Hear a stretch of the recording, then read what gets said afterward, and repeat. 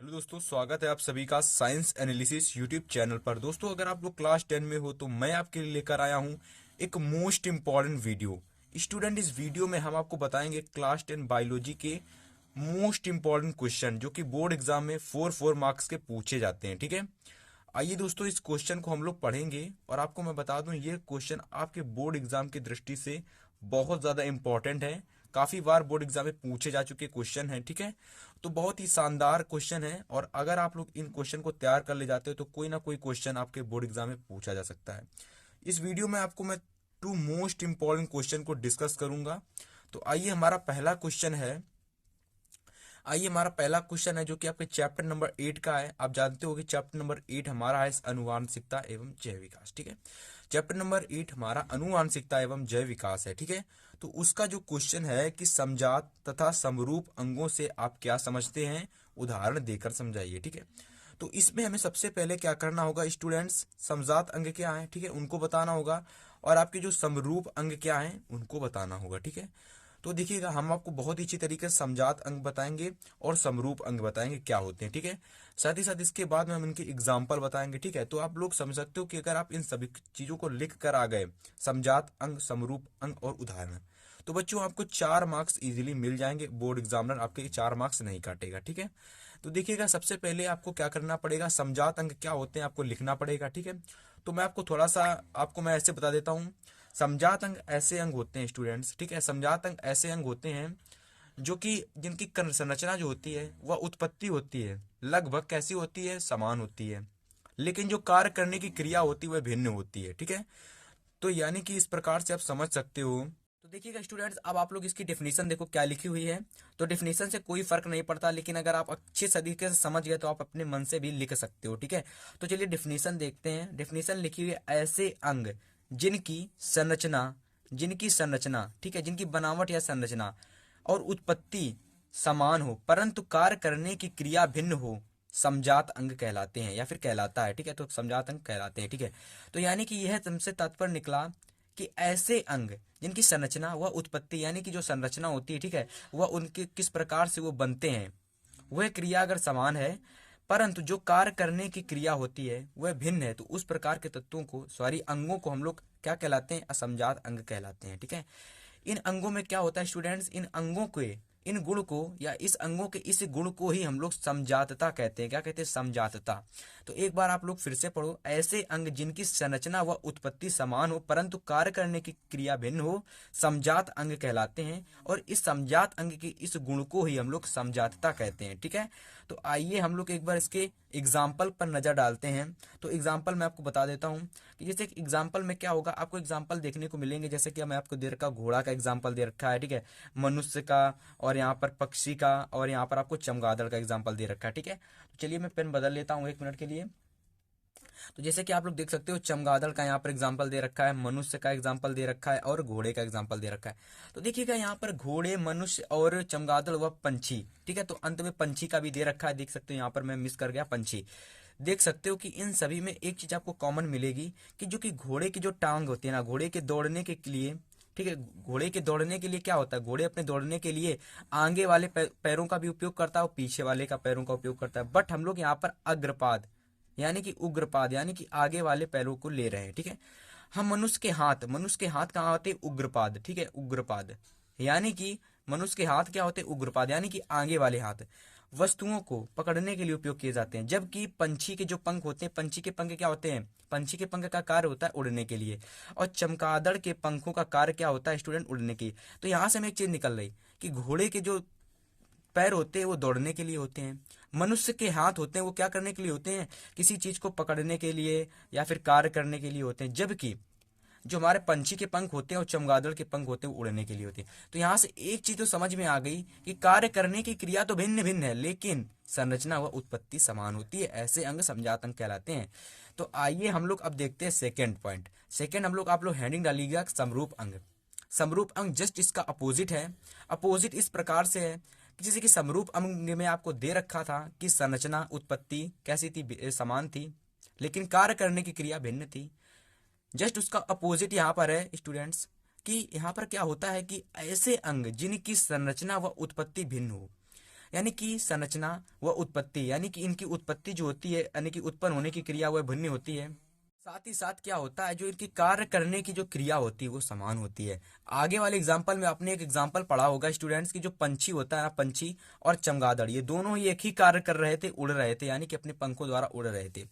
Same उसी प्रकार का यहाँ पर एग्जाम्पल आप लोग देख सकते हो कि समरूप अंग में क्या, ऐसे अंग जिनकी संरचना व उत्पत्ति भिन्न हो। देखिए यहाँ पर संरचना यानी कि जो संरचना बनावट है वो उत्पत्ति भिन्न हो, तो चमगादड़ के जो पंख की संरचना होती है वो भिन्न होती है। तो अतः इस प्रकार के हम लोग अंगों को समरूप अंग कहते हैं। ठीक है, तो देखिएगा इसमें उदाहरण आप लोग देख सकते हो, मैंने उदाहरण आपको बता दिया है कि जो आपका चमगादड़ होता है, ठीक है, तो आपका जैसे कि जो आपका चमगादड़, जैसे कि चमगादड़ हो गया आपका, पंछी, सभी पंछी, देखिए मैं कोई एक पंछी का नाम नहीं लूंगा, आपके बहुत सारे पंछी हो जाते हैं, आपका उसमें क्रो आ जाता है, कौवा आ जाता है, आपके बर्ड आ जाती है बहुत सारी, गौरैया, बुलबुली, सभी वर्ड्स आ जाती हैं आपके। लगभग सभी प्रकार के जो पंछी होते हैं जो उड़ते हैं, जैसे छोटे छोटे जितने आपके छोटे छोटे पंछी पाए जाते हैं, ठीक है, मैं यहाँ पर बात कर रहा हूँ छोटे छोटे जो पंछी पाए जाते हैं, लगभग उनमें क्या होता है, उनमें और आपके जो चमगादड़ में लगभग क्रिया समान होती है, यानी कि दोनों एक ही प्रकार से उड़ते हैं। ठीक है, तो देखिए एग्जाम्पल में लिखा हुआ, किसी पंछी व चमगादड़ के पंखों को जो कार्य होता है वो लगभग समान होता है। ठीक है,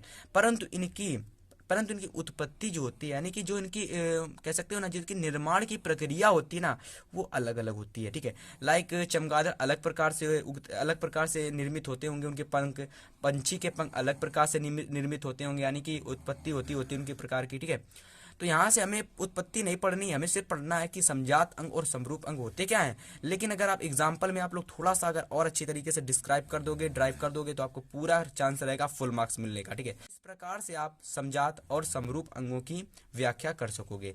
तो बताइए कोई दिक्कत आपको हुई समस्या हुई इस क्वेश्चन में? वैसे मैंने पूरी कोशिश की आपको समझाने की इस क्वेश्चन को कि समजात अंग और समरूप अंग क्या होते हैं। ठीक है, मैंने आपको बहुत अच्छी तरीके से इसकी डिफिनेशन बताई, इसके एग्जाम्पल को डिस्कस किया। ठीक है, समरूप अंग क्या होते हैं उसके डिफिनेशन को डिस्कस किया, उसके एग्जाम्पल को भी मैंने बहुत अच्छी तरीके से डिस्कस किया। तो बताइए आपको कोई दिक्कत हुई, समस्या हुई? तो आइए इसी प्रकार से हम दूसरा इंपॉर्टेंट क्वेश्चन देखते हैं। तो दोस्तों हमारा सेकंड क्वेश्चन है, बहुत ज़्यादा इंपॉर्टेंट है आपके बोर्ड परीक्षा के लिए, और इस प्रकार के क्वेश्चन हर साल बोर्ड परीक्षा में पूछे जाते हैं। ठीक है, वेरी इंपॉर्टेंट क्वेश्चन है। ठीक है, मैं परीक्षा में बहुत ज़्यादा चांसेस रहते हैं ऐसे क्वेश्चनों के पूछे जाने की। ठीक है, देखिए क्वेश्चन कह रहा है कि उत्परिवर्तन से किसे कहते हैं, उत्परिवर्तन किसे कहते हैं। ठीक है, तो उत्परिवर्तन में शब्द आपको उसको अगर संधि विच्छेद करो तो उत्परिवर्तन यानी कि परिवर्तन शब्द निकल रहा है। ठीक है, तो यानी कि परिवर्तन हो रहा है। ठीक है, तो यहाँ से हम लोग देखेंगे कि उत्परिवर्तन किसे कहते हैं, सबसे पहले जानेंगे कि उत्परिवर्तन क्या होता है। फिर देखिए लिखा हुआ कि उत्परिवर्तनवाद किस वैज्ञानिक ने प्रस्तुत किया। तो आइए इसको हम लोग डिटेल में समझेंगे। अगर हम लोगों ने इसको डिटेल में लगभग लिख दिया तो हमें 4 मार्क्स मिल सकते हैं इजीली। ठीक है, तो आइए मैं इसको अच्छी तरीके से आपको बताता हूँ। तो देखिए उत्परिवर्तनवाद होता क्या है। यह सिद्धांत ह्यूगो डी व्रिज ने सन 1901 ईस्वी में प्रस्तुत किया। किसने? ह्यूगो डी व्रिज ने। किसने? ह्यूगो डी व्रिज ने। इसका नाम आपको थोड़ा सा डिफिकल्ट हो सकता है बट आप लोग याद कर लेना। ठीक है, ह्यूगो डी व्रिज ने सन 1901 ईस्वी में प्रस्तुत किया। कौन सा सिद्धांत? उत्परिवर्तनवाद जो आपका सिद्धांत है किसने प्रस्तुत किया? ह्यूगो डी व्रिज ने। इन्होंने क्या कहा? इस सिद्धांत के अनुसार किसी जाति के पादप यानी कि पौधों में अचानक से होने वाले परिवर्तन को ही हम उत्परिवर्तनवाद कहते हैं। अब अचानक से कैसे कोई परिवर्तन हो सकता है? तो जैसे कि कोई पौधा है मान लीजिए, ठीक है, कोई पौधा मान लीजिए है, तो कोई मैं आप पौधे की बात कर रहा हूँ, जैसे कि कोई पौधा है, ठीक है, मान लीजिए उसका रंग अभी कैसा है? पीला। ठीक है, पीला पौधा है, ठीक है, पीला। कुछ समय पश्चात वो पौधा हरे कलर का हो जाता है। कैसे? हरे कलर का। तो बताइए इसमें क्या परिवर्तन हुआ ना? परिवर्तन। तो इस परिवर्तन को हम लोग क्या कहते हैं? उत्परिवर्तनवाद या फिर उत्परिवर्तन। तो यह सिद्धांत किसने प्रस्तुत किया? ह्यूगो डी व्रिज ने। किस सन में? 1901 ईस्वी में। तो बताइए यहाँ से आपका एक ऑब्जेक्टिव क्लियर हुआ और साथ ही साथ आपका 2 मार्क्स का भी क्वेश्चन यहाँ से लेकर यहाँ तक पूछा जा सकता है। अगर आपसे 2 मार्क्स में पूछा गया कि उत्परिवर्तनवाद या उत्परिवर्तन किसे कहते हैं, तो आप लोग लिखोगे यह सिद्धांत ह्यूगो डी व्रिज ने सन 1901 ईस्वी में प्रस्तुत किया। इस सिद्धांत के अनुसार किसी जात के पादपों या पौधों में अचानक से होने वाले परिवर्तन को ही उत्परिवर्तनवाद या उत्परिवर्तन कहते हैं। तो दिक्कत हुई, समस्या, कोई भी दिक्कत समस्या बताइएगा कमेंट में। ठीक है, तो उत्परिवर्तनवाद में आप लोग इतना ही समझना कि किसी पौधों में अचानक से होने वाले परिवर्तन को उत्परिवर्तन या उत्परिवर्तनवाद कहते हैं। तो देखिए उत्परिवर्तनवाद की प्रमुख विशेषताएं एक बार नजर डालते हैं, ठीक है। अगर आप लोग इनको लिख दोगे 4 मार्क्स के जो आपके क्वेश्चन आता है, अगर उन 4 मार्क्स के क्वेश्चन में आप लोग इनको लिख दोगे, आपको 100% चांस रहेंगे क्वेश्चन मार्क्स फुल मिलने के, ठीक है। तो देखिए उत्परिवर्तनवाद की प्रमुख विशेषताएं क्या हैं, ठीक है। पहली हमारी विशेषता है उत्परिवर्तन की क्रिया अनिश्चित होती है, यानी कि निश्चित नहीं होती है, अनिश्चित होती है। अनिश्चित का मतलब क्या है, जैसे कि कोई हम कार्य करते हैं तो अनिश्चित होता है, तो मतलब कि अनिश्चित रूप से कार्य कर रहे हैं, ठीक है। यानी कि निश्चित नहीं, आप लोग कर भी सकते हो, नहीं भी कर सकते हो, ठीक है। तो उत्परिवर्तन की जो क्रिया होती है स्टूडेंट्स, कैसी होती है, लाभदायक भी होती है, हानिकारक भी होती है। यानी कि वह लाभदायक भी हो सकती है, हानिकारक भी हो सकती है, ठीक है। तो यहाँ से आप लोग ऐसे याद करोगे, उत्परिवर्तन की क्रिया अनिश्चित होती है, अर्थात वह लाभदायक और हानिकारक दोनों हो सकती है, ठीक है। डिपेंड करता है कि वह पौधे की उत्परिवर्तन की क्रिया लाभदायक या फिर हानिकारक, ठीक है। समझ में आया, ओके। चलिए हम लोग देखते हैं सेकेंड पॉइंट। तो सेकेंड पॉइंट हमारा बहुत ही आसान है, क्या है, उत्परिवर्तन द्वारा ही किसी जीन की संरचना में परिवर्तन होता है, अर्थात उत्परिवर्तन द्वारा किसी जीन की संरचना में परिवर्तन होता है। जैसे कि समझ सकते हो, यानी कि कोई परिवर्तन हो रहा है किसी जीन में, तो जैसे किसी जीन में अगर परिवर्तन हुआ तो क्या होगा, उसके जितने भी संतानें होंगी सारी कैसी होंगी, उनमें सभी में परिवर्तन पाया जाएगा, ठीक है। तो उत्परिवर्तन द्वारा किसी जीन की संरचना में, यदि किसी जीन की संरचना में परिवर्तन हुआ है तो वह फिर परिवर्तन कैसा हो जाता है, वो परिवर्तन फिर धीरे धीरे बढ़ता चले जाएगा, ठीक है। जैसे कि यहाँ पर आपका परिवर्तन कुछ अलग हुआ, यहाँ पर परिवर्तन अलग हुआ, तो ठीक है, धीरे धीरे परिवर्तन कैसा होता है, सिमिलर बढ़ता चला जाएगा, ठीक है। तो उत्परिवर्तन द्वारा किसी जीन की संरचना में परिवर्तन होता है, किसके द्वारा, उत्परिवर्तन द्वारा। थर्ड पॉइंट है हमारा कि यदि यह परिवर्तन जनन द्रव में हो जाता है तो इनकी संतानें भी परिवर्तन दिखाई पड़ती है, इनकी संतानों में भी परिवर्तन दिखाई पड़ता है। यानी कि अगर किसी जीन के जनन द्रव में क्या हो, परिवर्तन हो, तो उनकी संतानें क्या होंगी, उनमें भी परिवर्तन होगा, ठीक है। जैसे कि आप यहाँ समझ सकते हो कि आप लोग मनुष्य में देखते होगे, कोई व्यक्ति किसी व्यक्ति का जन्म से अंधे होते हैं कोई व्यक्ति, और किसी व्यक्ति का जन्म से ही पैर कैसा होता है, टेढ़ा होता है, किसी व्यक्ति का जन्म से ही हाथ टेढ़ा होता है, ठीक है। तो वह क्या होती हैं, वह जो क्रियाएं होती हैं उसमें जो कमी आती है वो उत्परिवर्तन के कारण उनका जो जनन द्रव होता है उसमें परिवर्तन होता है, यानी कि उसमें कुछ ना कुछ हानियां पाई जाती हैं, जिसके द्वारा ही जो संतानें होती है वो परिवर्तन दिखाई पड़ती है। आगे देखते हैं, हमारा फोर्थ पॉइंट है कि उत्परिवर्तन की क्रिया प्रभावी और अप्रभावी दोनों ही प्रकार की होती है, यानी कि वह प्रभाव दिखाती है और प्रभाव नहीं दिखाती है, यानी कि प्रभाव दिखाती है और प्रभाव नहीं भी दिखाई देती है, ठीक है।